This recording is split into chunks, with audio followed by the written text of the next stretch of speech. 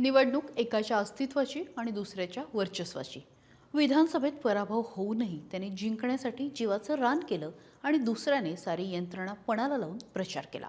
सोलापूर जिल्ह्यातच नाही तर महाराष्ट्रामध्ये राम सातपुते अकलूजमध्ये मोहिते पाटलांचं पानिपत करणार अशा चर्चा असताना मोहितेंनी मोठ्या दिमाखामध्ये आपला गट राखलाय आणि सातपुतेंना आम्हीच अकलूजचे किंग आहोत हे दाखवून दिलेलं आहे। अकलूज नगर परिषदेचा निकाल आता समोर आलेला आहे आणि यामध्ये मोहिते पाटलांचं वर्चस्व आता जवळपास सिद्ध झालेलं आहे। एकूण 13 प्रभाग होते, 26 उमेदवार होते आणि 22 उमेदवार हे राष्ट्रवादी काँग्रेस शरदचंद्र पवार पक्षाचे विजयी झाले, तर नगराध्यक्ष म्हणून रेश्मा आडगळे या सुद्धा शरदचंद्र पवार पक्षाच्या विजयी झालेल्या आहेत। भाजपच्या पूजा कोथमिरे यांचा त्यांनी पराभव केलेला आहे। नाही म्हटलं तर भाजपला इथे फक्त 4 जागांवरती यश आलंय। त्यामुळे पुन्हा एकदा अकलूजकरांनी मोहिते पाटील म्हणतील तसंच आमचं उत्तर असेल हे आता मतपेटीतून स्पष्ट केलंय। मोहिते ऐन लोकसभेमध्ये पवारांच्या राष्ट्रवादीमध्ये गेले, भाजपला सोडून गेले आणि सोलापूरची गणितं फिरली। त्यांनी रणजितसिंह निंबाळकर यांना पाडून धैर्यशील मोहिते पाटील म्हाड्याचे खासदार झाले। तिकडे विधानसभेमध्ये उत्तम जानकर यांना दिलेला शब्द पाळला आणि राम सातपुतेंना घरी बसवलं।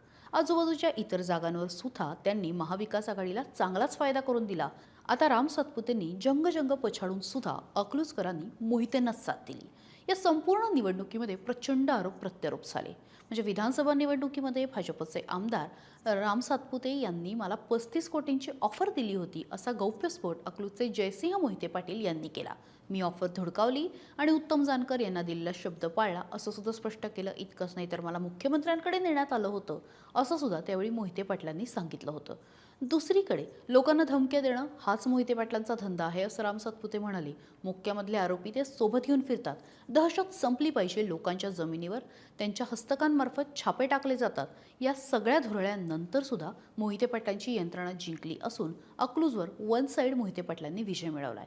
या सगळ्याबाबत काय वाटतं? तुम्ही अकलूजचे असाल तर तिथली गणितं काय आहे? कमेंट बॉक्समध्ये नक्की सांगा आणि त्यासोबतच सकाळला फॉलो करायला विसरू नका।